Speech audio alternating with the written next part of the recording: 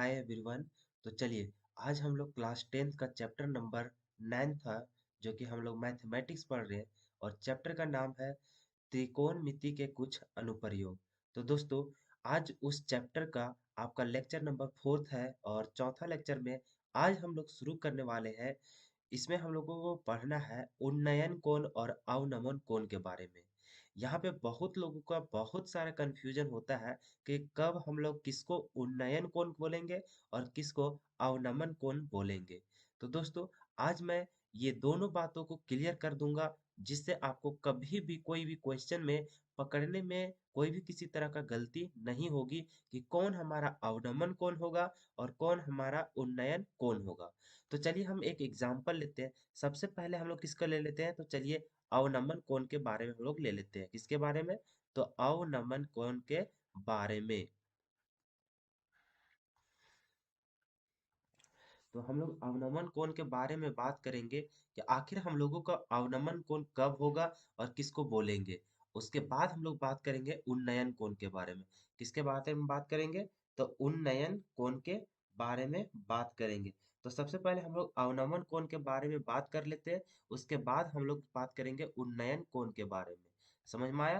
तो चलिए हम लोग शुरू करेंगे सबसे पहले कि अवनमन कोण होता क्या है और किसको हम लोग बोलेंगे और कब बोलेंगे। तो देखिए, हम लोगों के पास दो चीज ले लेते हैं। मान के चलिए ये हमारा घर है। क्या चीज है? ये हमारा घर है। और मान के चलिए ये जो आपका छत है, क्या चीज है? ये आपका छत है। छत पे आप क्या है कि बैठ खड़े हुए हैं। मान के चलिए आप का चीज की है, छत पे खड़े हुए। और पर पता क्या चला कि आपके घर के बगल में, मान के चलिए ये तो आपका जमीन है, ये आपका जमीन है, ठीक है। और ये आपका छत है। ये क्या चीज है आपका? ये आपका छत है। बात समझ में आया कि आपका घर है और घर के ऊपर जो छत है, छत पे आप क्या है कि खड़े हैं। और खड़े हैं तो आप देख रहे हैं कि एक वस्तु यहाँ पे पड़ी हुई है। एक वस्तु कुछ भी हो सकता है कोई व्यक्ति हो या फिर कुछ भी चीज हो। तो यहाँ पे कोई चीज रखा हुआ है, ठीक है। और आप क्या कर रहे हैं कि आप छत पर से इस चीज को देख रहे हैं। इस वस्तु को आप क्या कर रहे हैं, देख रहे हैं ऊपर से। तो ऊपर से जो देख रहे हैं, तो कहीं ना कहीं आपका जो नजर होगा वो कहीं ना कहीं इस टाइप से होता होगा कि वहां से आप देख रहे हैं। मान के चलिए ये बिंदु को ए मान लेते हैं, इस बिंदु को बी मान लेते हैं और इस बिंदु को सी मान लेते हैं।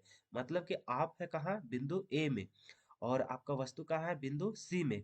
तो आप कहाँ से देख रहे हैं, ए से सी में देख रहे हैं। तो आपका किसी ना मतलब आपका किस तरह का लाइन बनेगा, तो इसी तरह से सीधा रेखा बनेगा। अब देखिए, आप जो आप ऊपर से नीचे देख रहे हैं, आप ऊपर से नीचे जो देख रहे हैं, देखिए यहाँ पे कुछ कोण बन रहा है, कुछ कोण बन रहा है। कहाँ से, तो आपका ये जो देखिए कि जो छत था, जो घर का छत था, वहां से जो है, क्योंकि देखिए ये तो घर है, ये तो कहीं ना कहीं आपका 90 डिग्री में ही रहेगा। कोई ऐसा दीवार थोड़ी होता है कि आपका इस तरह से रहे, वो तो पूरा पूरी सीधा रहता है। आप तो देखे होंगे घर। तो इसी तरह से, और आप यहाँ पे है, तो यहाँ से देखिए अगर किसी चीज को इधर से खींच देते हैं, तो देखिए यहाँ पे क्या हो रहा है, ये तो 90 डिग्री ही से था। 90 डिग्री में, और फिर देखिए ये दीवार से यहाँ पे जो देख रहे हैं, यहाँ पे ये जो दीवार था, दीवार, और यहाँ पे देख रहे हैं कि आप ऊपर से देख रहे हैं नीचे वस्तु को। तो देखिए उस दोनों के बीच में कुछ कोण बन रहा है कि आप उस कोण में क्या चीज कर रहे हैं, उतना डिग्री के एंगल में झुक करके आप क्या देख रहे हैं कि इस वस्तु को देख रहे हैं। तो देखिए यहाँ पे जो कोण बन रहा है, यहाँ पे जो थीटा बन रहा है, मान के चलिए थीटा बन रहा है इसका एंगल। तो यहाँ पे जो आपका कोण बन रहा है, वही कोण को आप क्या बोलेंगे, अवनमन कोण। फिर हम लोग देखिए कि यहाँ पे एक घर था। क्या चीज है, मान के चलिए यहाँ पे एक घर था, ठीक है। घर है, और फिर मान के चलिए कुछ भी है ना, घर है चाहे कुछ भी है। मान के चलिए यहाँ पे कुछ चीज है। मान के चलिए यहाँ पे क्या है, मुर्गा बैठा हुआ है। क्या चीज है, मुर्गा बैठा हुआ है, या तो फिर मान के चलिए फुटबॉल रखा हुआ है। क्या चीज रखा हुआ है, फुटबॉल मान के चलिए। यहाँ पे क्या हुआ, छत पे आपका क्या चीज रखा हुआ है, तो फुटबॉल रखा हुआ है। समझ में आया? तो देखिए यहाँ पे आपका फुटबॉल रखा हुआ है और ये है आपका जमीन, ये आपका जमीन है। और आप क्या चीज करे हैं, तो आप यहाँ पे खड़े हैं, ठीक है। आप यहाँ पे खड़े हैं, और अब आप क्या कर रहे हैं, यहाँ से लेके आप क्या कर रहे हैं, तो उसको देख रहे हैं, कौन सा चीज को, फुटबॉल को। तो फुटबॉल को देख रहे हैं, और आप क्या कर रहे हैं, यहाँ से नीचे से आप कहाँ देख रहे हैं, ऊपर की ओर। कि कहा है क्या कि यहाँ पे आपका क्या चाहिए, फुटबॉल है, और फुटबॉल को आप देख रहे हैं। तो फुटबॉल को देख रहे हैं, तो देखिए आपके और भूमि के बीच में कुछ कोण बन रहा है। क्या कोण बन रहा है, तो यही कोण को जो यहाँ थीटा बनेगा, तो यही कोण को आप क्या बोलिएगा, उन्नयन कोण। चलिए, आपको अगर यदि समझ में नहीं आया तो फिर से एक बार क्लियर करते हैं कि अगर यदि हम लोग कोई भी वस्तु को ऊपर से नीचे देखेंगे, क्या चीज देखेंगे? अगर हम लोग कोई भी वस्तु को अगर हम लोग कोई भी वस्तु को ऊपर से नीचे देखेंगे, क्या चीज करेंगे? नीचे देखेंगे, ऊपर से नीचे देखेंगे। तो अगर ऊपर से नीचे देख रहे हैं तो इस कंडीशन में हम लोग क्या करेंगे? तो उस कोण में, जिसे देखिए यहाँ पे हम लोग कहाँ से देख रहे हैं? ऊपर से नीचे देख रहे हैं, और ऊपर से नीचे देखने के दौरान क्या बन रहा है? एंगल आपका यहाँ पे बन रहा है। तो इस तरह के जो एंगल बनेगा ऊपर से नीचे देखने के समय में, तो उस समय आपका क्या होगा? वह अवनमन कोण होगा, ऊपर से नीचे। और यदि आप कोई भी वस्तु को नीचे से ऊपर देख रहे हैं, कहाँ से? तो नीचे से अगर ऊपर देख रहे हैं, और उस समय अगर आपका जो कोण बन रहा है, जैसे कि नीचे से ऊपर देख रहे हैं तो इस समय आपका कोण कौन बन रहा है? ये वाला थीटा। तो यही थीटा आपका क्या कहलाएगा? तो इस प्रकार के एंगल आपका क्या कहलाएगा? उन्नयन कोण कहलाएगा। तो बाकी चीजें जो आपको बताएंगे, वो सारी चीजें आपको क्वेश्चन बनाते बनाते सारा कुछ क्लियर हो जाएगा कि हम लोग किसको उन्नयन कोण बोलेंगे और कब उसको अवनमन कोण बोलेंगे। इतना बात समझ लीजिएगा कि अगर कोई भी वस्तु ऊपर है और ऊपर से अगर नीचे की ओर देख रही है, और उस समय अगर ऊपर में अगर कोण बन रहा है, मान के चलिए यहाँ पे आप है और नीचे कोई वस्तु है, और अगर आप ऊपर से नीचे देख रहे हैं और उस समय अगर ऊपर में कहीं कोण बन रहा है, तो वही कोण को आप क्या बोलिएगा? तो उन्नय अवनमन कोण बोलेंगे। मतलब कि ऊपर की ओर से अगर देख रहे हैं और वहीं पे अगर कोण बन रहा है, उसको हम लोग अवनमन कोण बोलेंगे। और अगर हम लोग नीचे से ऊपर की ओर देख रहे हैं और नीचे जो कोण बनेगा, उसको हम लोग बोलेंगे उन्नयन कोण। तो इस तरह से आपको पता चल गया होगा कि अवनमन कोण किसको बोलेंगे, उन्नयन कोण किसको बोलेंगे। तो चलिए इसी बात से हम लोग एक न्यूमेरिकल को सॉल्व करते हैं। तो देखिए, ये जो क्वेश्चन है आपके पास, वो क्वेश्चन क्या है? तो भूमि के एक बिंदु से, चलिए कलर सेलेक्ट कर लेते हैं ताकि लिखने में थोड़ा अच्छा होगा। चलिए, कौन सा? ग्रीन ही कलर चूज करते हैं। चलिए, भूमि के क्या बोल रहा है? भूमि के एक बिंदु से, जो मीनार के पाद बिंदु से 30 मीटर की दूरी पर है, मीनार के शिखर का उन्नयन कोण 30 डिग्री है। मीनार की ऊंचाई ज्ञात कीजिए। क्या बोल रहा है? कि भूमि के एक बिंदु से, सबसे पहले तो हम लोग भूमि बना लेते हैं। चलिए, ये क्या है? आपका भूमि है, यहाँ तक कोई दिक्कत नहीं। चलिए, फिर एक भूमि के एक बिंदु से, जो मीनार के पाद बिंदु से 30 मीटर है। मतलब कि मान के चलिए यहाँ एक बिंदु है, और आपका मीनार कहाँ है? यहाँ पे है, मान के चलिए। अच्छा, थोड़ा अच्छा से खींच लेते हैं। ये तो आपका पूरा, बोलिए तो सीधा तो खिंचाया ही नहीं। अब तो बच्चे कहने लगेंगे कि वाह, टीचर होके आपने तो ठीक से खींचते नहीं है, और हम ही लोग को बोलते हैं कि पूरा अच्छा तरीका से समकोण त्रिभुज बनाया करो। तो इसी चलते आप लोग न बोले, इसी चलते हम फिर से बना लेते हैं। मान के चलिए ये एक बिंदु है, क्योंकि देखिए यहाँ पे बोला गया है कि भूमि के एक बिंदु से, तब भूमि के एक बिंदु से, जो मीनार के पाद बिंदु से 30 मीटर की दूरी पर है, कि कहीं ना कहीं मान के चलिए एक मीनार होगा। मीनार, तो चलिए ये मान के चलिए कि ये आपका क्या चीज है? तो यही आपका मीनार है। क्या चीज है? तो यही आपका मीनार है। ठीक है, चलिए लिख देते हैं कि यह एक मीनार है और ये आपका भूमि है। ठीक है, तो भूमि में क्या कर रहे हैं कि एक बिंदु से, जो कि यहाँ देख रहे हैं कि भूमि के एक बिंदु से, जो मीनार के पाद बिंदु तो बार बार बता रहे हैं कि पाद बिंदु का मतलब होता है, पाद बिंदु का मतलब ही होता है कि कोई भी चीज का जड़, क्या चीज? किसी चीज का जड़, नीचे वाला भाग। तो ये जो मीनार है, मीनार के नीचे वाला भाग कौन हो गया? ई वाला भाग हो गया। तो यहाँ से लेके और भूमि के एक बिंदु जहाँ का हम लोग माने हैं, वो दोनों के बीच की दूरी कितना दिया गया है? तो 30 मीटर की दूरी दिया गया है। कि मतलब कि यहाँ से कितना मीटर होगा? तो 30 मीटर के दूरी है। ये हम नहीं बोल रहे हैं, ये तो क्वेश्चन ही बोल रहा है। क्या बोल रहा है? कि भूमि के एक बिंदु से, तो भूमि के एक बिंदु ये मान लिए यहाँ, और वहां पे देख रहे हैं कि जो मीनार के पाद बिंदु से कितना मीटर दूर पर है? तो 30 मीटर के दूर पर। तो यह जो मीनार माने हैं उसका पाद बिंदु तो यही हो गया। पाद बिंदु से लेकर उस जो पॉइंट हम लोग माने हैं, वो दोनों के बीच की दूरी कितना है? 30 मीटर मान लिए। अब आगे चलिए, मीनार के शिखर का, तो मीनार के शिखर का हो जाएगा, तो यही वाला न हो जाएगा, यही हो गया उसका मीनार का शिखर। ठीक है, तो मीनार के शिखर का उन्नयन कोण क्या बोल रहा है? मीनार का शिखर का उन्नयन कोण कितना डिग्री है? तो उसका है 30 डिग्री। कितना है? 30 डिग्री उन्नयन कोण बोल रहा है। अब मान के चलिए आप यहाँ पे है यह बिंदु, और ये आपका मीनार का जो शिखर है ये यहाँ है। दोनों को मिलाए तो अगर हम लोग इस शिखर का बात कर रहे हैं, कौन सा, ये हम लोग शिखर का बात कर रहे हैं, और वो बोल रहा है कि मीनार के शिखर का उन्नयन कोण कितना है, 30 डिग्री। तो बताइए, ये जो शिखर है उसके अनुसार एक यहाँ भी एंगल बन रहा है, और वो देख रहा है तो एक यहाँ पे भी एंगल बन रहा है। अब बताओ कि ये एंगल को बोले कि इस एंगल में बन रहा है कितना डिग्री, 30 डिग्री, तो बताइए किस में लिखेंगे। तो यहाँ पे देखे हम लोग कि उन्नयन कोण क्या बोल रहा है, उन्नयन कोण। तो ये शिखर के लिए। और फिर हम बार बार बोले थे कि अगर अगर हम लोग कोई वस्तु को अगर ऊपर से नीचे देख रहे हैं, और उस दौरान अगर हम लोग ये वाला एंगल, ऊपर वाला ही एंगल के बारे में अगर बात करेंगे, तो ऊपर वाला हमेशा तुम्हारा क्या रह जाएगा, तो वो आपका हो जाएगा अवनमन कोण। क्या बन जाएगा, तो वो हो जाएगा अवनमन कोण होता है। और उन्नयन कोण कौन होता है, तो नीचे वाला जो होता है एंगल वही हो जाता है आपका उन्नयन कोण। तो उसी हिसाब से यह जो है मीनार, मीनार का जो शिखर है, शिखर के अनुसार उसका उन्नयन कोण बन रहा है कौन, तो ये वाला बन रहा है। और यही कितना डिग्री दिया हुआ है, 30 डिग्री दिया हुआ है। मान के चलिए शिखर दिया है ए, और बी दिया है उसका पाद बिंदु, और सी तुम्हारा क्या है, वह पॉइंट जो आप माने हैं। और यहाँ पे देख रहे हैं कि ये जब रेखा को मिलाए तो यहाँ समकोण त्रिभुज बना। समकोण त्रिभुज बना तो हम लोग को फिर क्वेश्चन में बोला था कि मीनार के शिखर का उन्नयन कोण कितना बन रहा है, 30 डिग्री।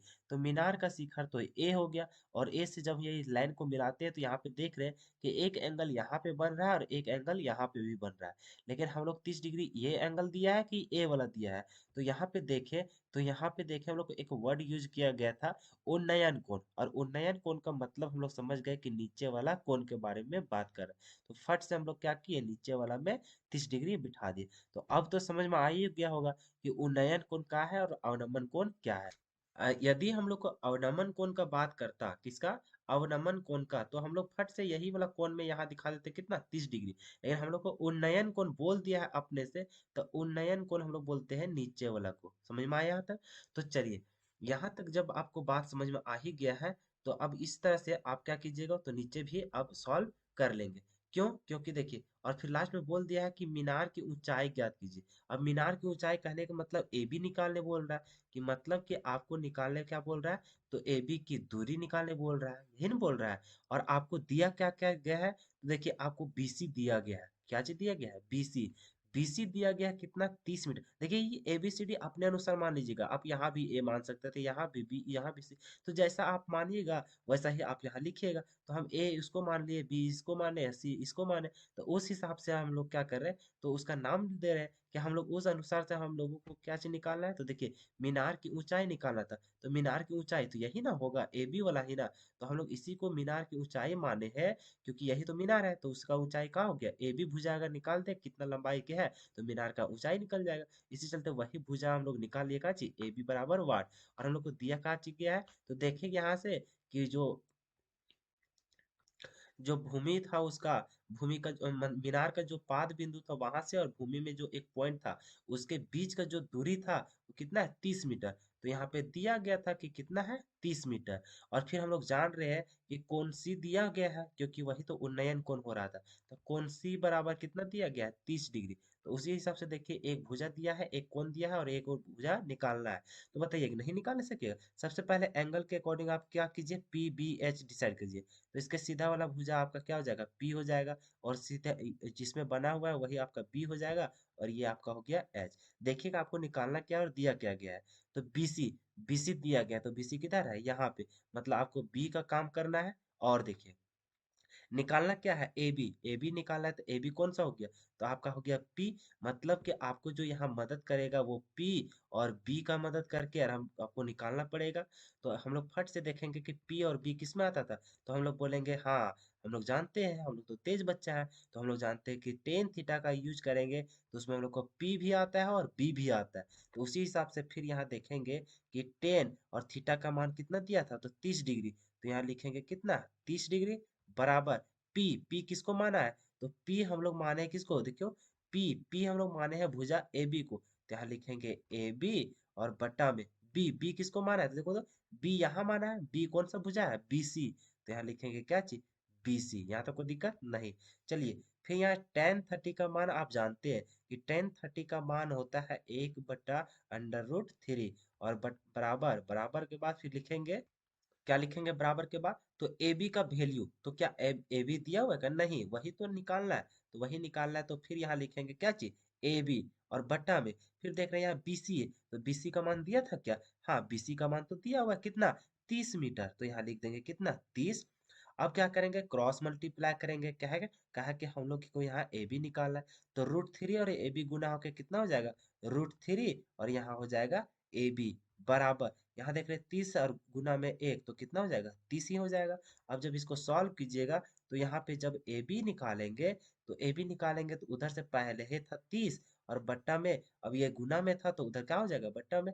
तो बट्टा में हो जाएगा, तो यहाँ क्या हो जाएगा? √3। और बार बार बोले कि √3 नीच, मतलब √3 ही क्या, कोई भी अगर हम लोग को रूट का मान नीचे आ जाता है, तो हम लोग को एनसीईआरटी के हर एक, जब मैथमेटिक सॉल्व कीजिएगा न्यूमेरिकल, तो हमेशा क्या करता है, नीचे का रूट को वो हटाने की प्रयत्न करता है।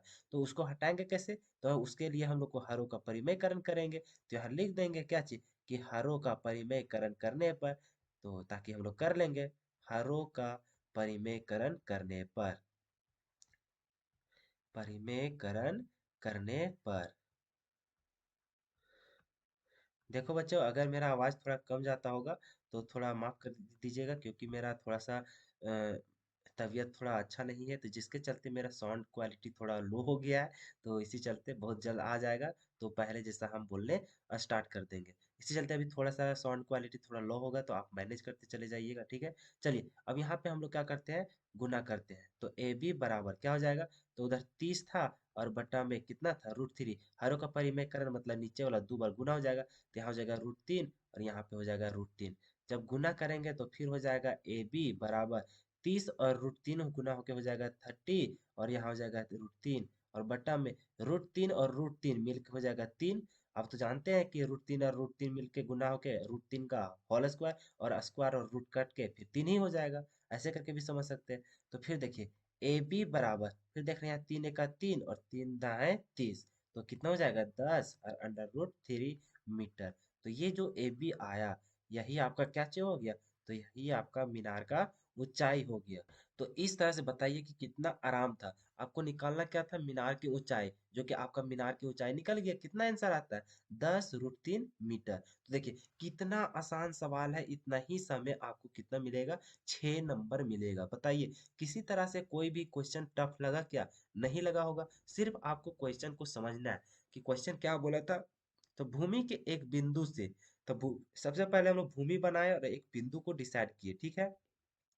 तो जो मीनार के पाद से 30 मीटर की दूरी पर है, और इस बिंदु के बारे में क्या बताया गया था कि जो एक मीनार खड़ा है, उसका जो पाद बिंदु होगा वहां से कितना दूरी पर है? तो 30 मीटर की दूरी पर है। और फिर बताया गया था मीनार के शिखर का उन्नयन कोण 30 डिग्री है। तो फिर यहाँ से जब हम लोग मीनार बनाए थे और यहाँ से ये लाइन को उस बिंदु से मिलाए, तो यहाँ पे हम लोग को उन्नयन कोण बन रहा है। तो उन्नयन कोण यहाँ वाला को बोलेंगे कि यहाँ वाला को बोलेंगे? तो हम लोग जानते हैं इससे पहले कि जैसे हम लोग ऊपर वाला जब कोण की बात करेंगे, तो वहां हम लोग अवनमन कोण बोलेंगे, और नीचे वाला अगर बात करेंगे कोण को, तो उसको हम लोग उन्नयन कोण बोलेंगे।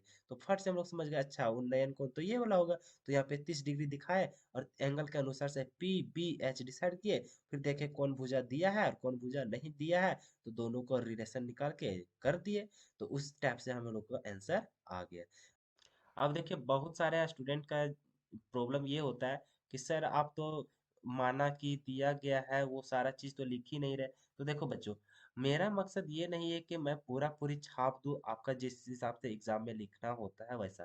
क्योंकि देखिए, आप क्लास 10th में आ गए, तो अब तक आपको, क्योंकि आप तो पिछले कितना चैप्टर पढ़े हैं, 6 पढ़े होंगे, 7 पढ़े होंगे, तो इस सारे चैप्टर में अब क्या होगा, ये माना कि दिया गया है कैसे लिखना होता है वो तो आपको पता चल ही गया है।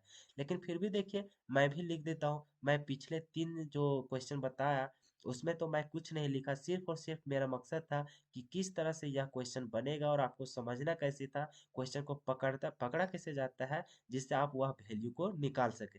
तो मेरा मकसद सिर्फ बताना था, ना कि मुझे पूरा छपवाना। क्योंकि दोस्त, अगर आप निकालने जान गए और आपको पता चल जा रहा है कि दिया क्या गया है, तो लिखने में क्या है, सब कुछ भी लिख कर निकल जाइएगा, और उतना मैटर नहीं करता है। लेकिन फिर भी कोई भी स्टूडेंट अगर वैसा सोच रहे हैं, तो चलिए हम लिखते चले जाते हैं ताकि सभी को सुविधा हो जाए। तो देखिए, ये जो सारा चीज जो लिखते हैं, उससे सबसे पहले आप लिखा कीजिए माना की। क्या चीज? माना की। कि किसको किसको मान रहे हैं, क्योंकि यहाँ पे फिगर जो जो भी दिया था, ए किसको मान रहे हैं, बी किसको मान रहे हैं, सी किसको मान रहे हैं, तो चलिए लिख लेते हैं पहले कि माना कि ए बी एक मीनार है। ए बी एक मीनार है। कहा है ए बी एक मीनार है भैया, उसी को तो मान के चल रहे हैं कि वही का चीज है, मीनार है। समझ में आया? तो चलिए, माना कि ए बी एक मीनार है, ठीक है। उसी तरह से मीनार के शिखर का कोण, मीनार का, मीनार के शिखर, कैसे लिखेंगे, मीनार के शिखर का उन्नयन कोण, क्योंकि देखिए यहाँ उन्नयन कोण का बात किया था, ठीक है, तो यहाँ उन्नयन कोण का ही बात करेंगे। उन्नयन कोण कितना है, उन्नयन कोण, उन्नयन कोण को यहाँ दिखा देते हैं कि एंगल सी कितना है, तो कितना डिग्री दिया था, तो 30 डिग्री है। बस, तो इतना ही दिया गया था। अब हम लोग को निकालना क्या है, वो तो पता ही चल गया। तो यहाँ पे हम लोग को आगे फिर यहाँ से अगर आप निकालना चाहे, हालांकि तो यहाँ ए बी तो पता चल ही गया कि ए बी आपका क्या है, मीनार, और आपको आगे तो निकालना क्या है, ए बी का दूरी है ना निकालना है। तो उतना कोई लोड नहीं लेना है। अगर आप इतना भी लिख लेते हैं तो आपका नंबर नहीं कटेगा। हाँ, तो जिसको लिखना है वो बढ़ा चढ़ा के और भी कुछ लिख सकते हैं। हालांकि यहाँ पे वैसा कुछ तो चर्चा करना ही नहीं था। और फिर यहाँ और कुछ लिख सकते थे कि क्या लिख सकते थे, जो ये वाला जो आपका यहाँ लिखा गया था कि भूमि के एक बिंदु से जो मीनार के इस पाद बिंदु से 30 मीटर की दूरी पर है, तो उसके लिए यहाँ पे लिख सकते हैं कि बीसी की दूरी, क्या चीज लिखे, कि बीसी की दूरी, बीसी की दूरी कितना दिया गया है, तो 30 मीटर है। बस इतना मान लिए, बस खत्म कार्य। इतना ही के अनुसार अगर नीचे लिखना चाहेंगे तो यहाँ लिख लीजिएगा, यहाँ लिखिएगा प्रश्नानुसार। उसके बाद फिर क्या कीजिएगा, चालू हो जाएगा अपना, जैसा चीज दिया गया था तो उसी तरह से आप फिगर बनाइएगा, फिर इसी तरह से जो दिया गया है वो लिखिए, फिर कैसे निकालेंगे सो लिख के फिर आंसर निकाल दीजिए। आपको इतना ही में से आपको कितना मिल जाएगा, 6 मार्क्स मिल जाएगा।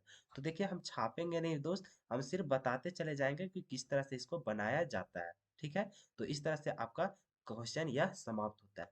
फिर दोस्तों देखिए, हम हर एक क्वेश्चन को एक ही वीडियो में डील करने की कोशिश नहीं करेंगे, क्योंकि आप कोशिश कीजिए कि हर एक क्वेश्चन को समझने की। देखिए, मेरा वीडियो है कि थोड़ा लंबा हो सकता है, हो सकता है इसी चलते दोस्तों कि सिर्फ मैं बनाने का कोशिश नहीं कर रहा हूँ। मैं चाहता हूँ कि स्टूडेंट खुद से क्वेश्चन को अटेम्प्ट कर सके, क्योंकि देखिए अगर मैं सिर्फ बनाने लगूँ तो आप पहला क्वेश्चन, दूसरा क्वेश्चन, तीसरा क्वेश्चन समझते समझते लगेगा आपको कि हाँ हम बना लेंगे, लेकिन जैसे आप चौथा क्वेश्चन, पांचवा क्वेश्चन में अटेम्प्ट करने जाएंगे तो आपसे बनेगा ही नहीं। क्यों? क्योंकि आप तो मेरा छापा हुआ सिर्फ देख रहे हैं। तो इसी चलते हम सिर्फ छाप नहीं रहे हैं, बल्कि छापने से पहले आपसे ही क्वेश्चन करते हैं, उसके बाद यहाँ लिखते हैं, ताकि आपको दिमाग में थोड़ा सा लगे कि हाँ ये चीज़ तो हम जान रहे हैं, ये चीज़ तो हम जान रहे हैं। तो इस टाइप से क्या होता है कि आप अगला क्वेश्चन को अच्छा तरीके से अटेम्प्ट कर सकेंगे। तो देखिए यही सब करते करते क्या होता है ना कि बात थोड़ा लंबा हो जाता है। तो बात लंबा हो जाता है तो वीडियो तो श्योरली अपना क्या होगा, लंबा तो हो ही जाएगा। तो इसी कारण थोड़ा वीडियो का लेंथ हो जा रहा है थोड़ा। तो देखिए, थोड़ा इसी तरह से आप क्या कीजिएगा, मैनेज कीजिए, और हर एक क्वेश्चन को अच्छी तरीके से समझिए क्या कह रहा है और क्या दिया गया है, ठीक है दोस्त। तो फिर हम लोग मिलेंगे अगले लेक्चर में, तब तक के लिए ओके बाय। और लास्ट लास्ट चलते चलते मैं यही बोलूंगा कि अगर यदि आप हमारे वीडियो से बहुत कुछ सीख रहे हैं तो, और अच्छा लग रहा है मेरे वीडियो को, तो वीडियो को लाइक करें, कमेंट करें और दोस्तों के साथ शेयर जरूर करें। और अगर मेरे इसी तरह के वीडियो को आप अगर जानना चाहते हैं और देखना चाहते हैं तो उसके लिए आप हमारे चैनल को सब्सक्राइब करें और बेल आइकन को जरूर प्रेस करें, क्योंकि जब भी मैं यूट्यूब में,